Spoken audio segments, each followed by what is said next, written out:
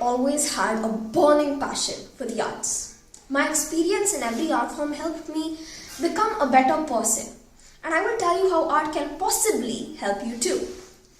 Growing up, how many of you had exams since first grade? I didn't. Unlike many other schools, my school starts with exams and unit tests only in the 6th grade. This made facing exams for the first time much more stressful for me than it is for many other children in traditional schools. Many of my friends had exam anxiety. However, I panicked. I was stressed as I had to understand and memorize long texts for over 10 different subjects. When the exams were about only a week away, I was freaking out. I studied everywhere, on the school bus, between breaks. I would even dream about exams, thinking I had to answer questions about my teacher's favorite color. Why would I know that? Well, it was a nightmare. One day, I was sitting bummed out after my physics test, and I just found myself playing with my compass. It was then that I realized what else I can do with these instruments other than poking my friends, of course. Every day after studying for my exams, I would take out my compass, draw a few circles enclosed within each other, and fill them in with my colors and creativity.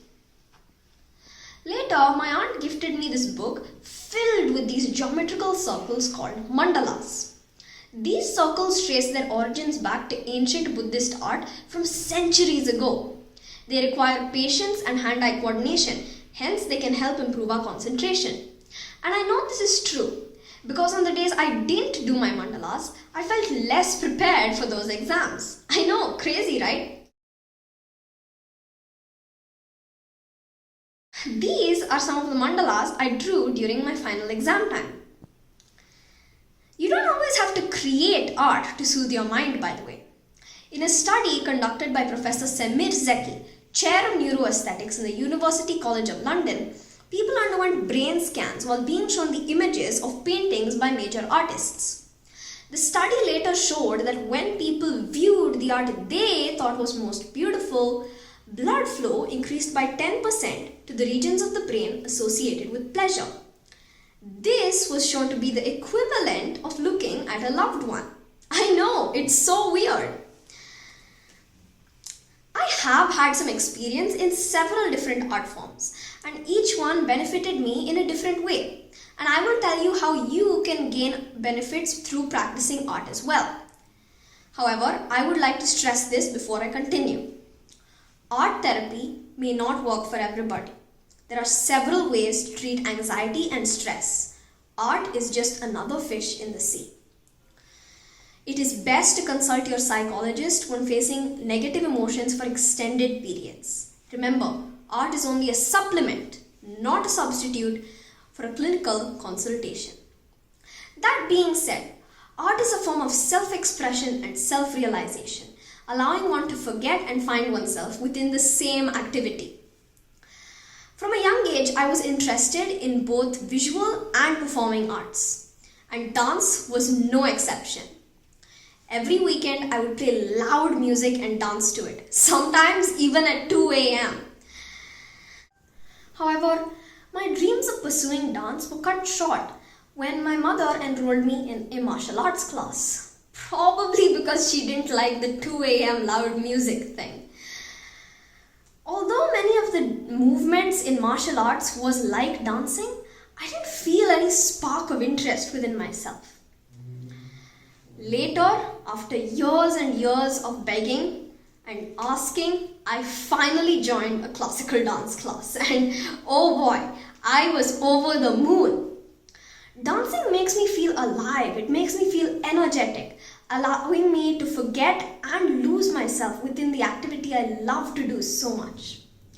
And I would like to thank my teacher who has dedicatedly taught me for the past 5 years and continues to do so. I thoroughly enjoyed my first stage performance last October. Preparing for that performance made me realize that dancing is not only a form of art and exercise, it's also a form of socializing. It allows me to feel socially secure, emotionally supported, especially when I'm dancing in a group. Dance encourages self-discovery through unchoreographed moves and has provided several mental health benefits among most participants with anxiety and stress, according to a recent UCLA health study. I must say, many of my classes have improved my mood a lot, though they can also be very physically demanding. When I'm done dancing, I'm too exhausted to feel anxious or depressed, so I'm already ahead of the game. A joint Yale and Harvard study also showed that for some people, singing promotes healthy minds and hearts, which boosts longevity. Music can help people escape the hustle of their lives and allow them to enter a world of peace and calm. My mother should be able to relate to this fact very well. After a stressful week of work and school, my mother and I attend a weekly Friday evening music class.